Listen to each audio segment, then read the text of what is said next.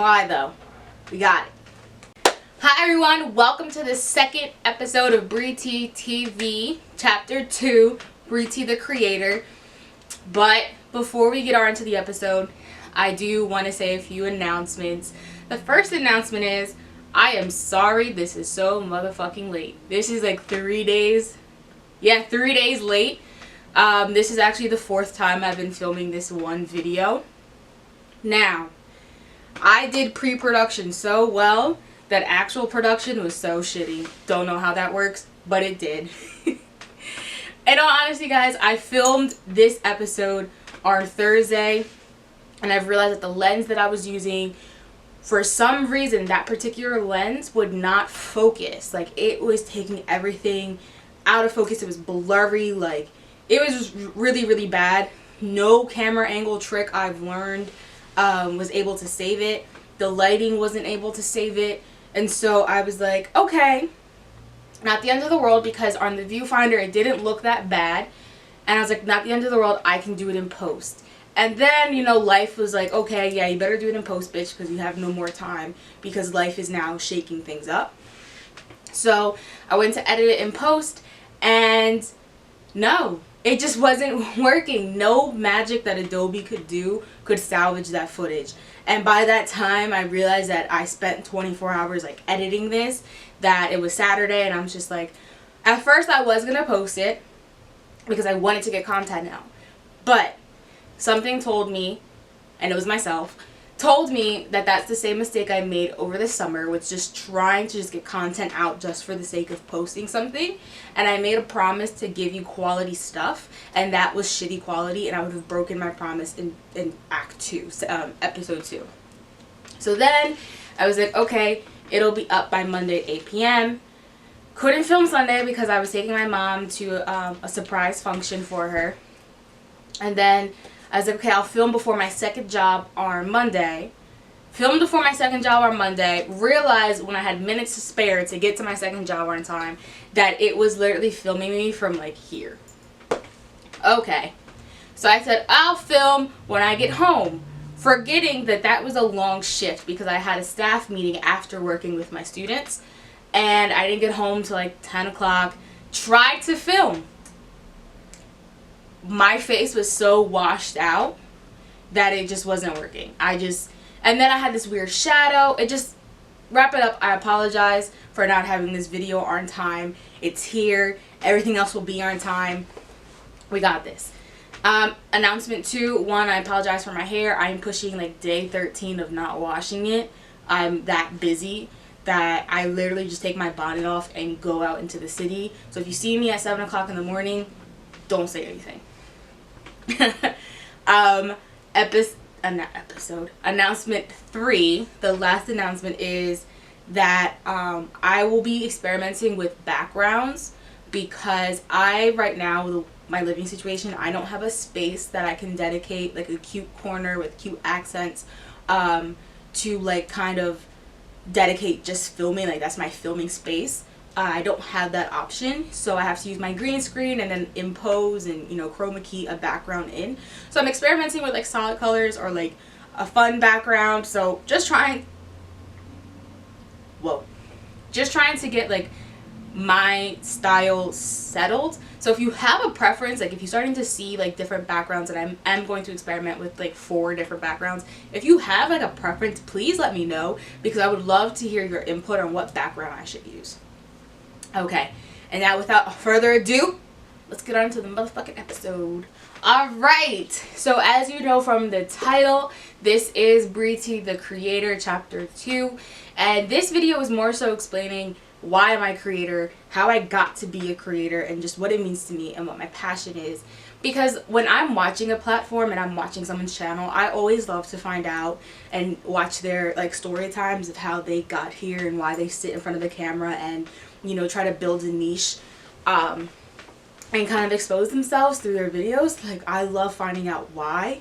And I feel that if I explain to you my passion, my journey to being a creator, it'll help you understand why I choose to cover certain topics, the order I cover topics in, and really why the creative creator segments are super important to me, because you would understand my journey a little bit more.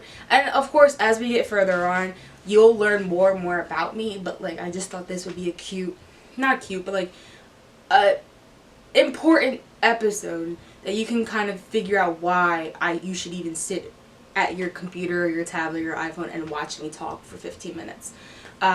So yeah, so like I said in the first video, chapter 1, I grew up in North Philadelphia. I'm Brie, and I recently graduated from Temple University with a degree in media studies and production, which basically just translate that I can dabble in audio, I can dabble in television, I can dabble in film. Like I have a wide range of, you know, tools and skill sets that allow me to maneuver in and out of these intersecting media platforms and industries.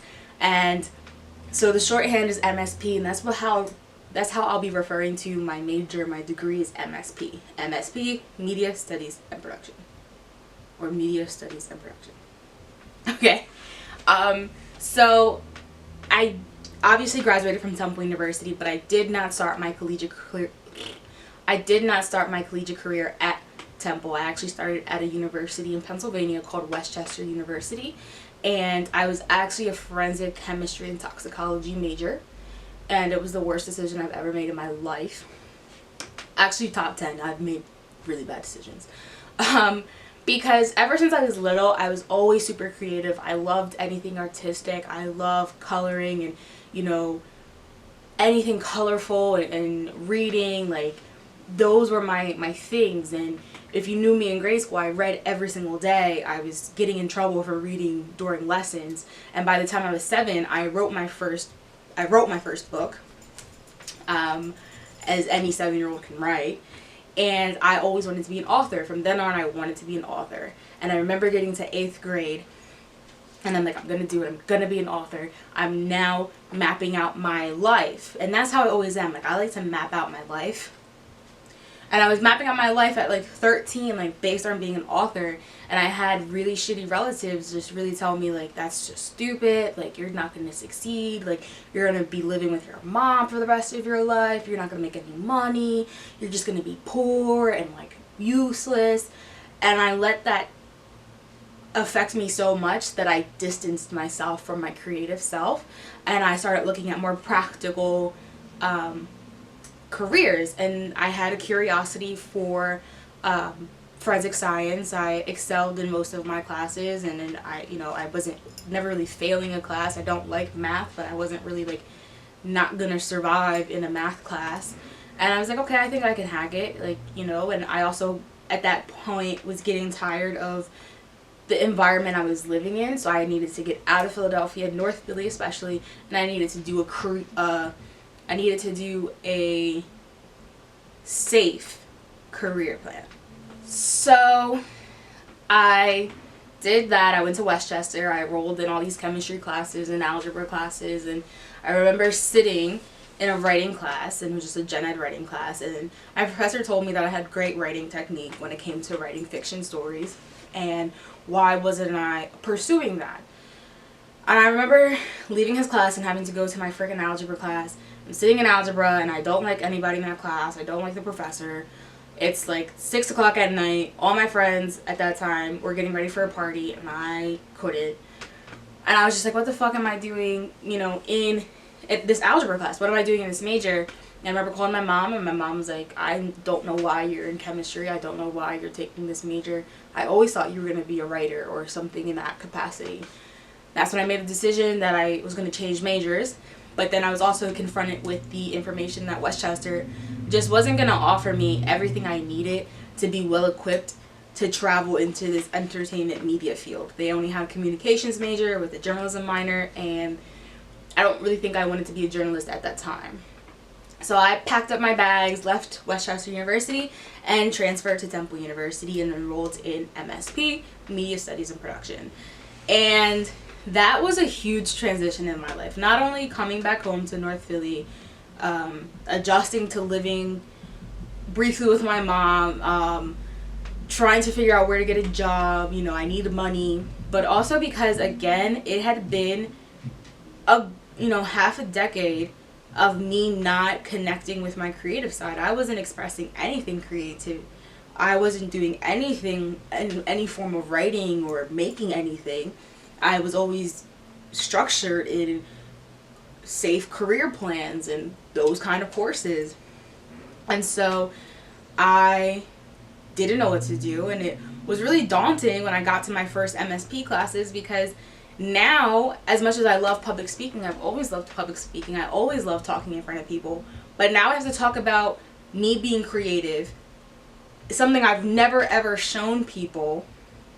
And that's really hard, especially when you're going after a guy who was in freaking film for 2 years at a top film school in the country, and who has like Steven Spielberg ass cameras, and his work looks flawless, and you have to stand up after him and present your work that you shot on an iPhone 6, and you had no idea how to, raise the volume on your audio. You didn't know how to do that.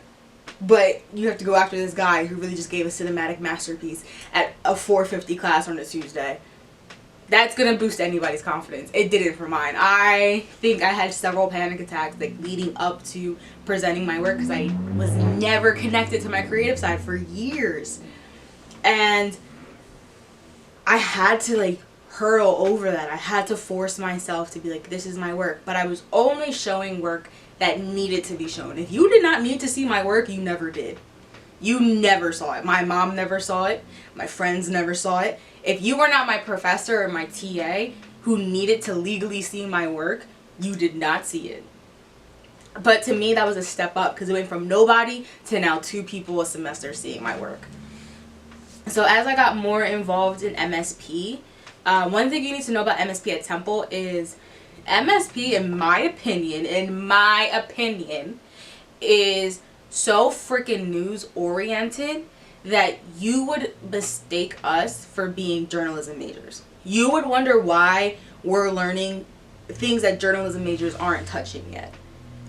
And you look around of our staff, and most of them who are still in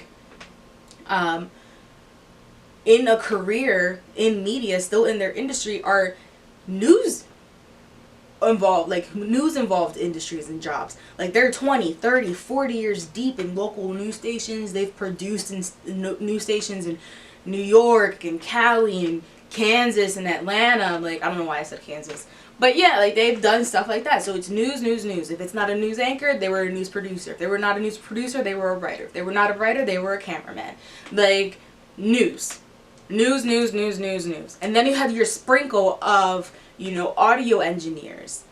Or this one worked for radio, but it wasn't a news radio station. Or this person did voiceovers. But majority were news-oriented staff, and it was in a news-oriented major. You could not tell me, and it is my opinion, but you can argue with your mom, because you can't tell me that MSP, the majority, 90% of MSP was news. You can't tell me. Argue with your mom. It's my opinion, but you can argue with your mom. So I got in, most of all the other students believing, news. I have to do news. And at that point, once I'm getting comfortable in MSP, I'm I want to be the next Oprah. Oprah was a news anchor. I have to be a news anchor. Why am I thinking that? Because everywhere I freaking go, news. So I made it my mission to be a news anchor. I wanted to be on TV. I wanted to be a host. I wanted to be a news anchor, correspondent. I wanted to hold a microphone and talk in front of the camera. And news. Because Philadelphia can't really offer you much, according to really MSP, is news. That's really what Philly can offer you. If you want anything else, you gotta leave the city, or you gotta find little niches where you won't make a lot because you need to make money. News. And so, yeah, it was really fucking shitty. So I'm okay, I gotta do news. So I'm throwing myself into trying to be a news anchor. I was gonna be on one of the Philadelphia news stations. I was gonna do it.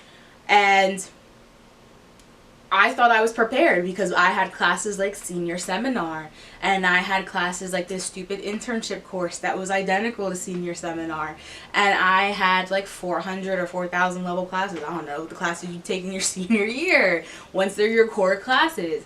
And these are professors, and these are people who've been in the news industry. They know what they're talking about, right? Right? No. So it wasn't until it was around this time, actually, my feelings started to shift, and so did my career. It's like 2019. Was 2019? Nah, yeah, kind of. December, like right before Christmas, and then 2019 January. It was like dominoes were just falling, or puzzle pieces were starting to connect. But it was really weird for me.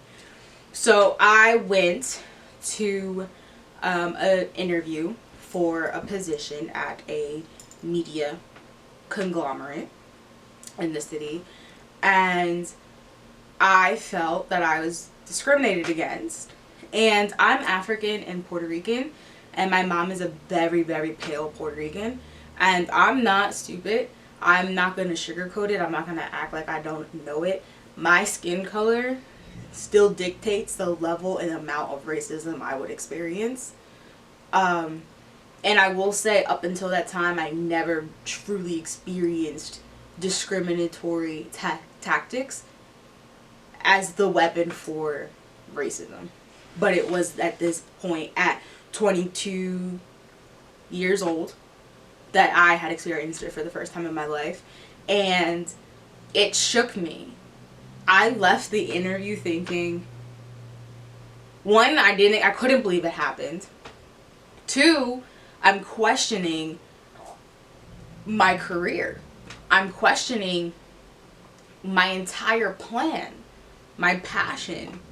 I'm questioning, I finally found something that made me happy. Setting up a camera makes me happy. Being in front of it makes me happy. I thought I was supposed to be a news anchor. That doesn't make any sense anymore. I was so shaken that my faith in my career, myself, and my ability to be a creator was wavering.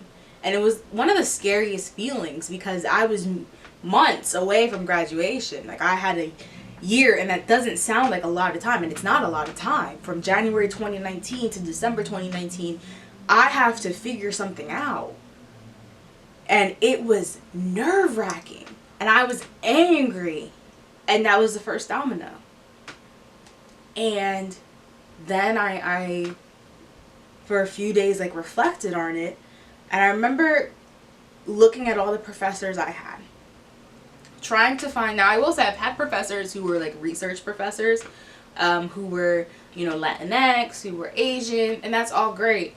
And I was trying to find a professor that was a production course, my track, my concentration, who wasn't white. I could not find a single one.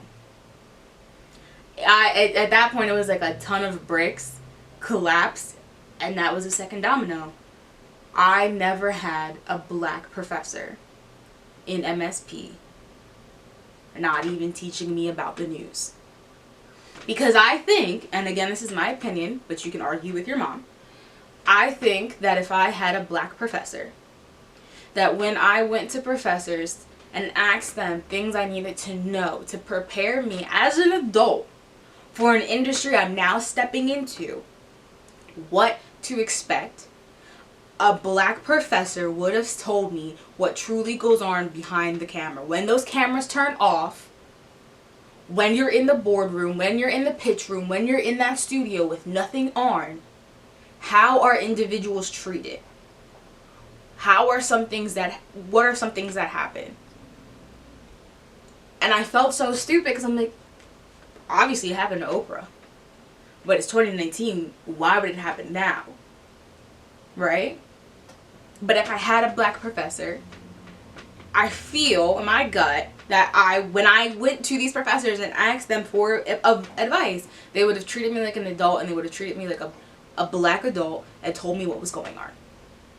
Or what to at least expect. Or share some stories. Because I can't expect a white professor to tell me plights of a black individual, black news anchor, when they're probably oblivious to it. Why? Because it doesn't affect them. And I got so angry that was happening. That I didn't have that. And I was going to a school that claimed to be one of the top media schools, and we have a great senior seminar course and this internship course with all these big dogs and top names, but you couldn't prepare me for the reality that happens? Don't you think that's a little bit more important than figuring out if Lady B versus Lady L likes my fucking resume? No. Well, we gotta fight over the resume that 4 people can't decide if it looks right. And I remember sitting and just like wanting to withdraw from a couple of the courses I was taking, and it was like something just hit me, and I remembered the first time I ever brought a camera from Temple home to my North Philly neighborhood, and I was showing my mom outside the camera. It's like a little camcorder, and I was showing my mom, and a neighbor girl came up. She was about 5 or 6, and she had asked me who was dead. She just came up to me and said, "Who's dead?" I looked at her and I'm like, "It's 3 o'clock in the damn afternoon. What do you mean, who's dead?" And she was like, pointed to my camera, and she said, I don't see those cameras unless someone shot it or dead. That's the only time I see the news. And it clicked that was true. I don't ever recall the news just coming to, interview a new summer program that was letting kids play with, balls and fixing up the park across the street from our house. No, but if someone was shot in that park, then we got all 17 news trucks over here. It was wild. And that's when I realized that I can't do news. There's nothing I can offer the news industry. There's nothing I feel like I can do to make me feel good that what I'm contributing to the news is changing that 5-year-old's idea of what a camera means on her block. Because I know for a fact that just because the news shows 24/7 that my neighborhood is this deadly war zone, I know that there's 90% of these people are hardworking, loving people who are just trying to get by. But the news wants to focus on those 10%. I know that. And as it was like a culmination of those 3 dominoes, like all the puzzle pieces coming together, and the puzzle freaking said, "Do not do news." And I said, "Okay, sis, but then what? What should I do?"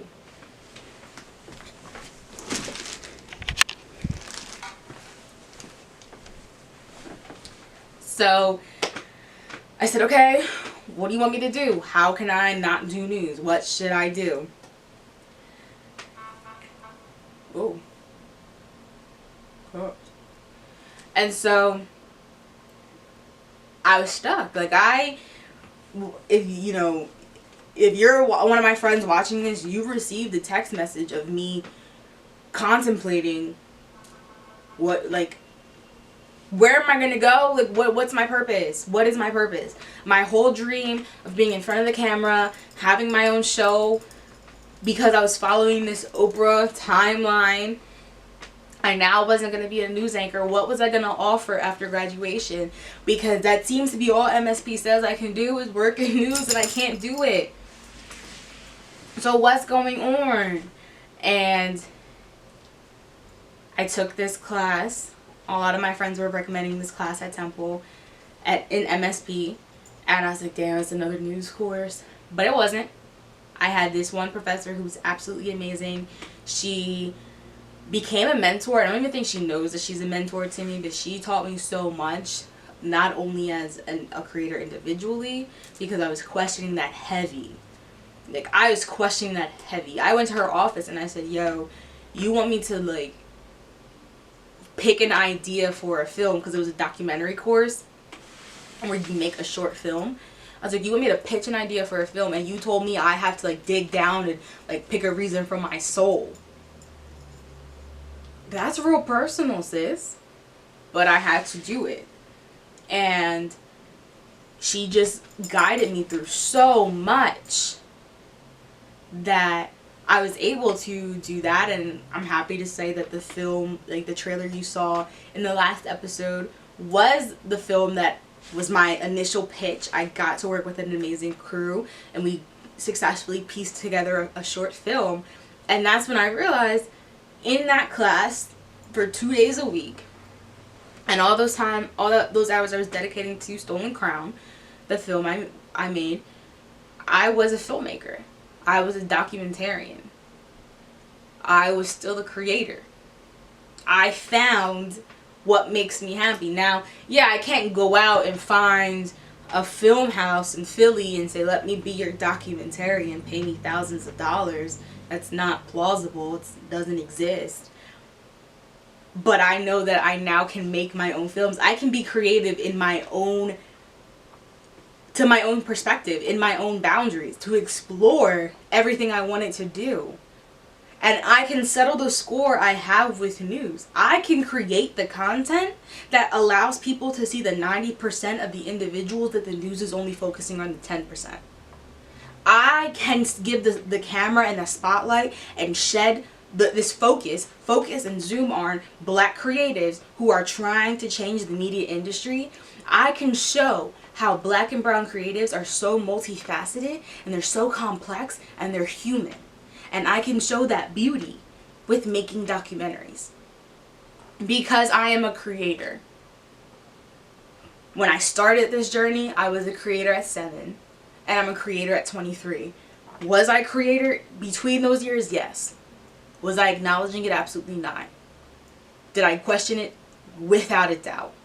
But I don't question it today. I don't question whether I'm a creator or not today. If someone were to ask me what I do, I make films. I make content. I'm a content creator. You can laugh at that title, but that's what I do. And I know one day I will be getting an Emmy. I will be getting an Oscar. I'm going to speak it into existence. I'm going to work hard. It's not going to come today. It's not going to come tomorrow. It's not going to come next week. But because I'm a creator, I'm going to create that.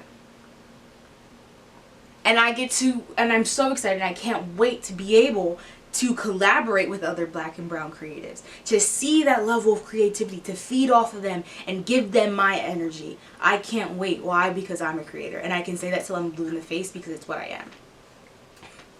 So, now you know, Brie T the creator. I hope this gave you some insight as to why certain things later on, like in episode 3 and 4 and 5 and 17,000, and the creator segments, why I choose to focus on what I choose to focus on, what I cover, how I cover it, what I say. Because when I tell you everything is measured in pre-production, and pre-production starts like a week before the video comes out, everything is measured carefully, that what I said I wanted to say, and I meant to say it. And I hope this gives you insight as to why. Do I hold a grudge with news stations? No. I don't hate anyone who chooses to work in the news. I don't hate anyone who's a PA or a producer or, a writer or working this teleprompter or an anchor. I don't hate that. I don't hate them. I don't despise them because they work in the news. They're not the evil beings of the media industry. I don't like overall what media conglomerates like news stations can do. The power they have when they show their bias. I don't like that at all. And that's why I'm a creator and I'm a documentarian, to combat that bias. Because you're talking about people who are transplant. Most of the anchors and writers and producers are transplant. They weren't born in that neighborhood. They didn't get to experience growing up with these people. So yeah, you have a slight bias. I don't hate you for it, but I can call you out on it. And that's just what I'm here for. I'm here to show the people I grew up with, the people I connect with, the people I can empathize with and connect, like I said, and understand what really goes on when the news vans pack up. And I can be able to show that. I have the ability to help them show their multifacets. I like to think of black and brown people as diamonds. There's so many different facets that everywhere you look, you learn something new. And that's why I'm a creator. And I'm going to stop rambling now. So I hope you liked today's episode. I'm so sorry it's 3 days late. I will be working on getting Saturday's video out on time. I guarantee you will be. If it's not like 5 minutes late, that's as late it's gonna be. So stay tuned for that, and don't forget that our first creative creator segment is coming not this Saturday. Whoa. It is coming the last Saturday of February, not January. That's why I said not this Saturday. February, last Saturday of February, and last Saturday of every month following. But our first creative creator segment, I'm super excited for. I'm actually super excited for like the next 5, because I just tapped into so many black creatives that I was just like, we need to let this camera just sit on you and you show us your story. So I hope you guys are excited for those. And if you're interested in being a creative creator segment and having it feature you and or someone you know, feel free to reach out to us on our website at www.brietv.com. You can just scroll down to the bottom and leave your email, and I'll be more than happy to connect with you. Or on our Instagram at Brie T. Or on our Instagram at briet.tv.com. That's briet.tv.com. Or you can, leave a comment down below after you like and subscribe and hit that bell notification, and then share the link with everybody in your family. Alright guys, so I'm going to stop talking. Enjoy. Happy Tuesday. Can't wait for you guys to come back on Saturday to see episode 3. And we got this.